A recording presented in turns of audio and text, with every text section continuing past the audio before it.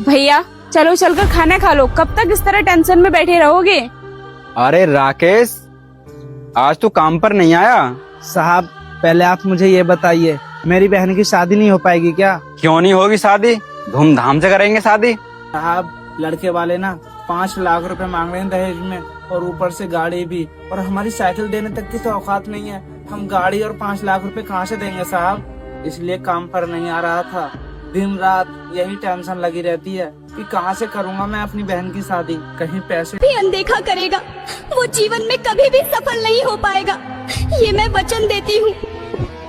इस वीडियो को लाइक करके फॉलो कीजिए और कमेंट में जय माता दी लिख दीजिए।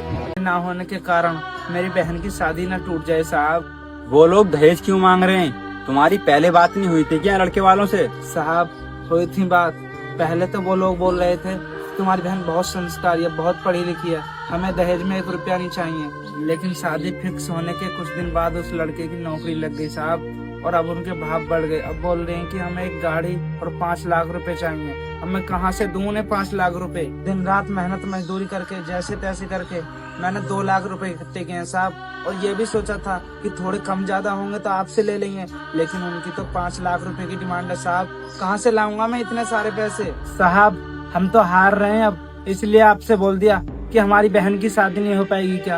अरे हमारी बहन में कमी ही क्या है? अच्छी तो है, सुंदर भी, सुशील भी, लेकिन कमी क्या है? हम लोग गरीब हैं। अरे नहीं नहीं, आपकी बहन में ना कोई कमी नहीं है। आपने उसे पढ़ाया लिखाया, इस काबिल बनाया ताकि उसकी अच्छे से घर में शादी हो सके। और हाँ, दहेज देना तो गुनाह है ना, और तुम्हें तो दहेज भी नहीं देना चाहिए। अगर वो लोग दहेज मांग रहे हैं तो तुम्हें साफ इनकार कर देना चाहिए कि हम लोग नहीं दे पाएंगे आपको दहेज। कैसे मना कर दूं साहब? कार्ड वगैरह सब छप चुके हैं, और रिश्तेदारों को और गांव वालों को भी पता चल चुका है कि बहन की शादी फिक्स हो गई है।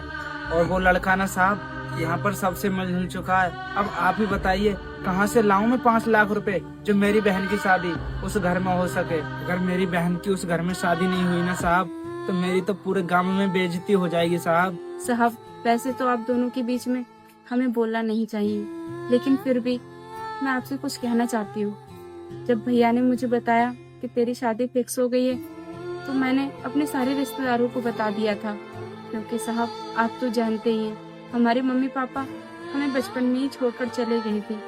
उसके बाद भैया ने ही सारे फर्ज निभाए हैं, हमें पढ़ाया है, लिखाया है और इस लायक बनाया है। इस वजह से हमने मामा को कॉल करके बता दिया था कि मामा जी आपको ही हमारा कन्यादान करना है। साहब गाँव वाले क्या कहते हैं, पड़ोसी क्या कहते हैं,